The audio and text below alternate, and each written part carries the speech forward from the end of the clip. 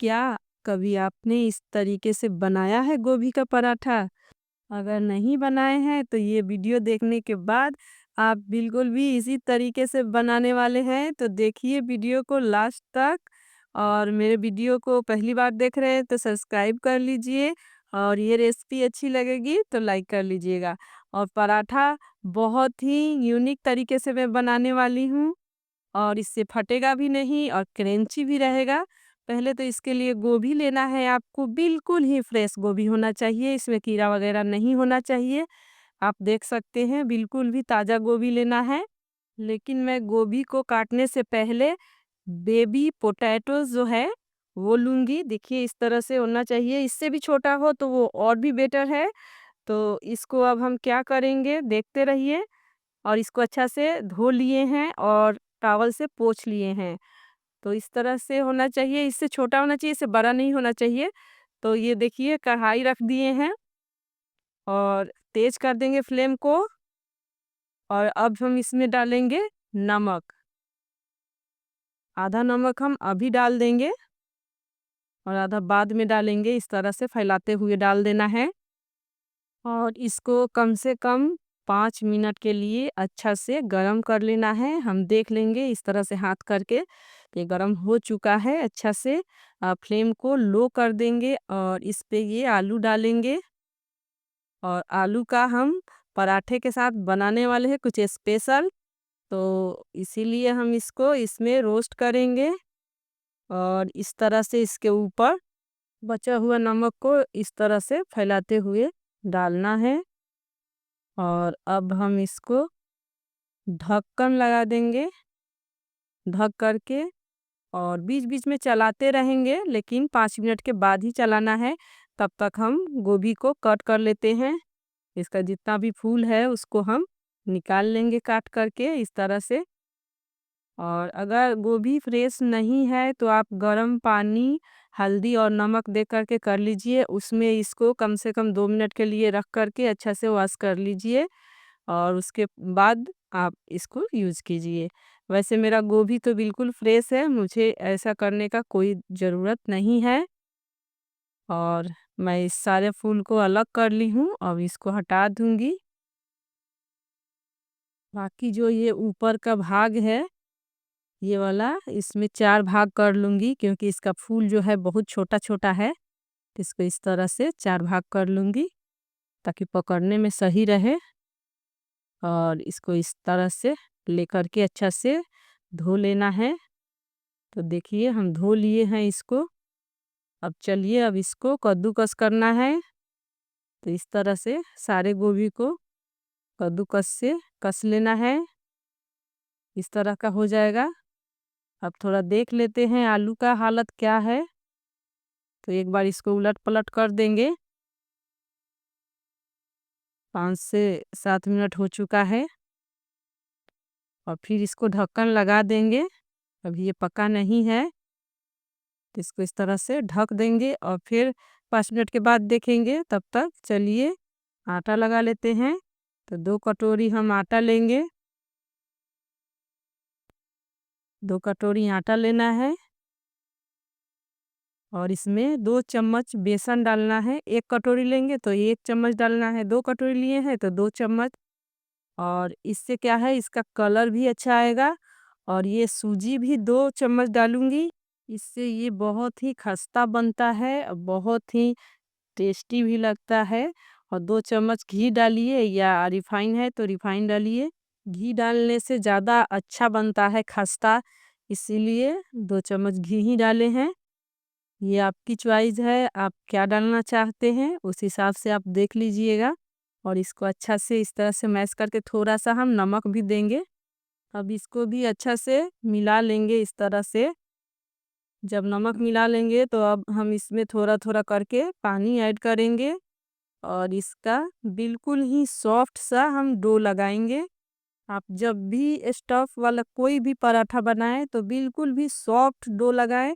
पहला ट्रिक तो ये है कि डो होना चाहिए बिल्कुल भी सॉफ्ट, तभी आपका पराठा जो भी स्टफ़ का होगा वो बहुत ही अच्छा बनेगा। और आटा को अच्छा से मसल-मसल कर और इसका हम देखिए किस तरह से डो लगा रहे हैं, इसी तरह से आपको भी लगाना है। आज से पहले आपने इस तरह का गोभी का पराठा नहीं बनाया होगा, जैसा आज मैं बनाने जा रही हूँ। एक बार अगर आप देख लिए, जान लिए इसको कि हाँ, इस तरह से भी बन सकता है, तो अगला बार से आप भी इस तरह से ही बनाने वाले हैं, ये मेरी गारंटी है। तो देख लीजिए इधर में, ये जो आलू है, वो पक चुका है, वो देखने में ही लग रहा है कि हाँ, ये रेडी हो चुका है। तो मैं एक दिखा रही हूँ आपको, इस तरह से दबा करके। तो देखिए, हाँ, ये पक चुका है और इस तरह से हो चुका है। तो अब हम इसको निकाल लेंगे नमक से, इजली निकल जाता है। इस तरह से छन्नी में डालिए और बस नमक नीचे को जाएगा, आलू ऊपर रह जाएगा, उसको निकाल लीजिए इस तरह से। हमारे घर में जब भी पराठा बनता है, चाहे सुबह नाश्ता में बने, रात को डिनर में बने, हमारे बच्चे तो चाय से ही खाते हैं। लेकिन आज मैं कुछ अलग बना रही हूँ इसका। तो देखिए, हम इसको निकाल लिए हैं, सारा आलू हमारा निकल चुका है, फ्रेश है। बस इसको बनाते समय यही ध्यान रखना है कि इसमें नमक का यूज़ नहीं करना है, क्योंकि आलू जो है वो अच्छा से नमक को ऑब्जर्व कर चुका है। और सारे आलू को इस तरह से क्रश करना है, हल्का सा बस इस तरह से दबाना है और ये देखिए इस तरह से हो जाएगा। इसका जो ये स्किन है वो स्किन नहीं हटाना है। अगर आपको स्किन नहीं चाहिए तो आप शुरू में ही आलू का स्किन हटा दीजिए। वैसे इसमें जो स्किन होता है वो काफ़ी सॉफ्ट और पतला होता है, तो इसे हम लोग हटाते नहीं हैं। अब चॉइस आपकी है, अगर हटाना चाहें तो आप शुरू में ही हटा लीजिए। और इस तरह से सारे आलू को इस तरह से क्रश करके और रख लीजिए। ये खाने में बहुत ही टेस्टी, बहुत ही मज़ेदार लगता है। बच्चे तो ऐसे ही खाते हैं, एज़ अ स्टार्टर्स भी इसको आप सर्व कर सकते हैं। तो इस पे हम डालेंगे दही, जो कि फेटा हुआ नहीं होना चाहिए और फ्रेश भी होना चाहिए, और खट्टा दही का इस्तेमाल नहीं करना है। और देखिए ये जीरा डाल रहे हैं, भुना हुआ जीरा का पाउडर है, और थोड़ा-सा भुना हुआ रेड चिल्ली का पाउडर इस पे देंगे। और थोड़ा-सा हम डालेंगे इसमें, ये चाट मसाला है, ये दे देंगे। बस और कुछ भी इसमें ऐड नहीं करना है, नमक का बिल्कुल भी यूज़ नहीं करना है। और इसको इस तरह से मिक्स कर लेना है। इसके ऊपर बिल्कुल भी दही की कोटिंग होनी चाहिए अच्छा से, और इसको रख देंगे। ये रेडी हो गया, 10 मिनट के बाद खा सकते हैं। इधर कद्दूकस किया हुआ गोभी में नमक डालेंगे, इसमें भी नमक हम अभी ही डाल देंगे, बाद में इसमें भी नमक नहीं यूज़ करना है। तो नमक डाल करके इसको इस तरह से मिक्स करना है, और तुरंत ही मिक्स करने के बाद इसको इस तरह से निचोड़ लेना है। इसको रेस्ट पर बिल्कुल भी नहीं रखना है नमक दे करके, वरना ये गीला हो जाएगा। तो देखिए कितना सूखा-सूखा ये निकल कर आ गया, और इसमें गोभी का स्वाद भी बहुत अच्छा आएगा, इसलिए इसको रखना नहीं है। और इधर में हम तवा चढ़ाए हैं। अब पहले हम इस तवा पे पापड़ को इस तरह से सेकेंगे, और तवा ज़्यादा गरम नहीं होना चाहिए, एकदम से मीडियम गरम होना चाहिए, तभी उस पे पापड़ को इस तरह से आप सेक पाएंगे। और नहीं तो पापड़ जलने से आपका रेसिपी हो जाएगा खराब। तो इसलिए देख लीजिए कि मैं किस तरह से पापड़ को सेक रही हूँ, और कितना सेक रही हूँ इसका कलर देख लीजिए। तो इस तरह से हम एक और पापड़ सेक लेंगे। अब आप कहिएगा कि गोभी का पराठा बना रही थी, पता नहीं पापड़ क्यों सेकने लगी। तो ऐसा बात नहीं है, पराठा तो हम गोभी का ही बनाएंगे। पहले आप इसको देख लीजिए, और ये भी पापड़ हमारा सिक चुका है, देख लीजिए इस तरह का ही होना चाहिए। और लेंगे अब एक मिक्सर जार, और ये पापड़ जो है इसको तोड़ना है और मिक्सर जार में डालना है। इस तरह से हम सारे पापड़ को इस तरह से तोड़ करके और मिक्सर जार में डालते जाएंगे। तो ये भर चुका है, अब इसको बंद करना है और इसको ग्राइंड करके लाते हैं। तो देखिए ये ग्राइंड कर दिए हैं, अब ये बन गया है पाउडर के फॉर्म में इस तरह से। और इसको भी हम साइड में रखेंगे। और ये रहा गोभी, जिसको हम निचोड़ लिए थे, इसमें थोड़ा सा अदरक घिस लेंगे, इसी से इसका टेस्ट आता है। आप चाहें तो इसको बिना लहसुन प्याज के भी सिर्फ अदरक और मिर्च डाल करके बना सकते हैं। लेकिन मैं यहाँ पे थोड़ा सा लहसुन और प्याज का भी यूज करने वाली हूँ। और आप हरा मिर्च चाहें तो अपने तीखा के अनुसार कम ज़्यादा कर सकते हैं। तो मैं थोड़ा सा 2-4 कली लहसुन का भी इसमें काट ले रही हूँ। ये पूरी तरह से ऑप्शनल है। और एक प्याज भी लूँगी इस तरह से कट लगा करके और काट लूँगी इसमें। इसी तरह से इधर से भी कट लगाना है और काट लूँगी अब मैं इसमें। ये भी पूरी तरह से ऑप्शनल है, अगर आप चाहते हैं प्याज इसमें डालना तो डाल सकते हैं, वरना कोई ज़रूरी नहीं है। मैंने थोड़ा सा डाला है, हम लोग को पसंद है इसलिए। अब थोड़ा सा हल्दी डाल लेंगे और अब थोड़ा सा हम डाल रहे हैं ये भुना जीरा का पाउडर है और थोड़ा सा भुना हुआ रेड मिर्ची का पाउडर डाल दिए हैं। और अब ये रहा आमचूर, तो इसके जगह पे आप चाट मसाला भी यूज कर सकते हैं। और इसको अच्छा से मिक्स करना है और इसमें अब नमक का कोई ज़रूरी नहीं है, हम नमक का यूज़ नहीं करना है। और अब हम इसमें डालेंगे वही पिसा हुआ पापड़। ये डालने से इसका स्वाद बहुत ही अच्छा हो जाता है, बहुत ज़्यादा इसका स्वाद इन्हेंस होता है। और ये जो है वो मॉइस्चर इसका सोखता है, इसीलिए मैं इसका यूज़ करती हूँ। आप भी एक बार इस तरीके से बनाकर देखिएगा, बनाने में भी आसान रहता है, कहीं से कुछ फटना नहीं है, कोई गीलापन नहीं होता अंदर में और बहुत ही अच्छा बनता है। तो देखिए ये आटा भी हमारा सेट हो चुका है। अब थोड़ा सा हाथ में ऑयल लगा करके और इसको थोड़ा सा और नीड कर लेंगे। तो देखिए हमारा आटा कितना सॉफ्ट हो चुका है। और हम तो सॉफ्ट डो लगाए ही थे, लेकिन अब थोड़ा देर सेट हो गया है तो ये और भी बिल्कुल ही नरम हो चुका है। देख लीजिए, और इसी तरह का होना चाहिए अगर हम कोई भी स्टफ वाला पराठा बनाते हैं, तो डो हमारा बिल्कुल भी इसी तरह का होना चाहिए। तो चलिए अब थोड़ा सा हाथ को डस्ट करके और इसका लोई काट लेते हैं।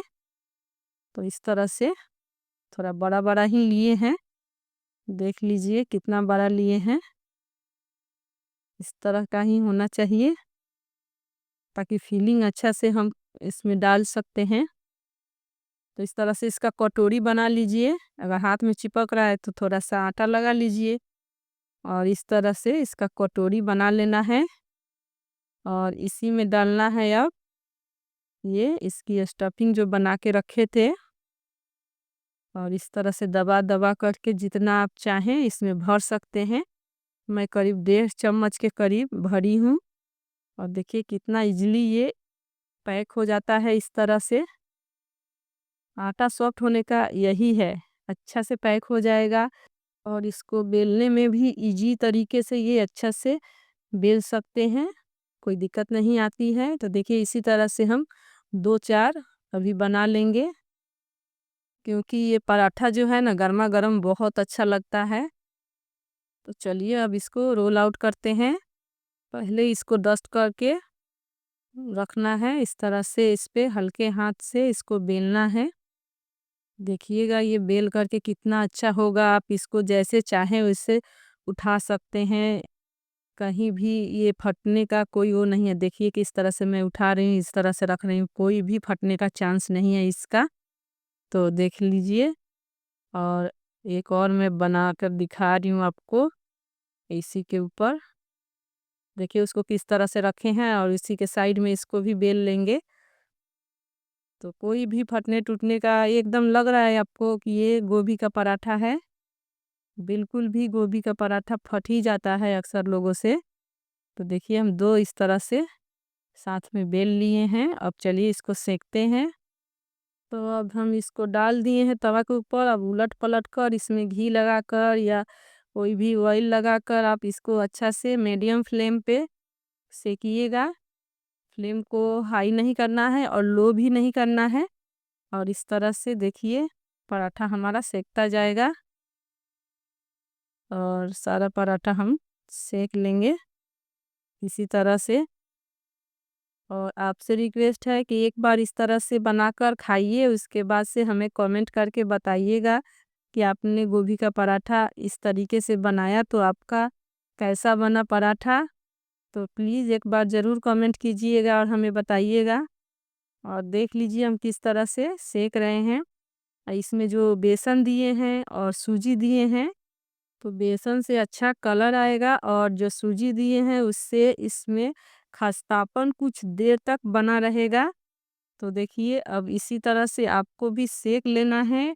और जब भी आप स्टफ़ का कोई भी पराठा बनाएं, अगर उसमें थोड़ा सा बेसन और सूजी का यूज़ करेंगे तो उसका बात ही कुछ और होगा। एक बार आप इस तरीके से ज़रूर बनाइए और खाइए और अपना जो अनुभव हो रहा है वो हमारे साथ शेयर कीजिएगा।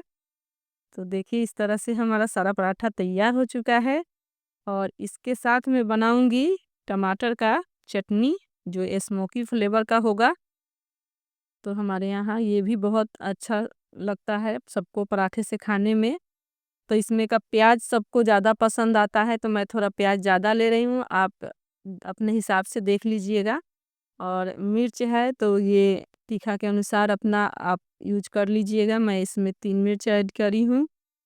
और इसी के साथ हमारा ये जो है पक चुका है और ठंडा भी हो चुका है। तो इसका स्किन इस तरह से हटा लेंगे टमाटर का और इसी चॉपर में डाल देंगे। और इसको भी तो अब इसको चॉप कर लेंगे। आप चाहें तो मिक्सर ग्राइंडर में भी एक बार चला सकते हैं। और इस तरह से इसको चॉप कर लेना है। तो देखिए ये चॉप हो गया है और ये इसी तरह का अच्छा लगता है। मिक्सर में थोड़ा ज़्यादा बारीक हो जाता है और चॉपर में चॉप करने से इसका टेस्ट बरकरार रहता है। तो चॉपर का ही इस्तेमाल कीजिए। और 1 चम्मच इसमें सरसों का तेल डालेंगे और स्वाद के अनुसार नमक। और इसको इस तरह से अच्छा से मिक्स कर लेंगे और चटनी हमारा रेडी हो चुका है। तो चलिए आपको सर्व कर रहे हैं। और ये रहा पराठा और ये है चटनी और ये कर्ड पोटैटो और ये रहा मिक्स अचार। और हम लोग इसी तरीके से खाते हैं पराठे। आप लोग गोभी का पराठा किस तरह से खाना पसंद करते हैं, हमें कमेंट करके ज़रूर बताइएगा। तो ये रहा हमारा तरीका, अपना तरीका भी हमें ज़रूर बताएं। और कौन सी रेसिपी आपको हमारे चैनल पे देखनी है वो भी आप कमेंट कर सकते हैं। तो देखिए हम पराठे को तोड़ कर दिखा रहे हैं, इसके अंदर तक की फीलिंग भी दिखा रहे हैं आपको, चारों तरफ फैला हुआ है इसका जो भी स्टफ़ है। आई होप कि आपको आज की वीडियो ज़रूर पसंद आई होगी। तो मैं ऐसे नहीं जाने वाली हूँ, पहले मैं आपको एक निवाला खिलाने वाली हूँ, उसी के बाद यहाँ से निकलूँगी। तो लीजिए पहले कट पोटैटो और फिर थोड़ी सी चटनी और इसी के ऊपर थोड़ा सा अचार लेंगे और वो भी गाजर वाला। तो लीजिए खा लीजिए हमारे हाथों से। और अब मैं मिलूँगी आपसे अगले वीडियो में एक नई और मज़ेदार सी रेसिपी के साथ। तब तक के लिए बाय बाय।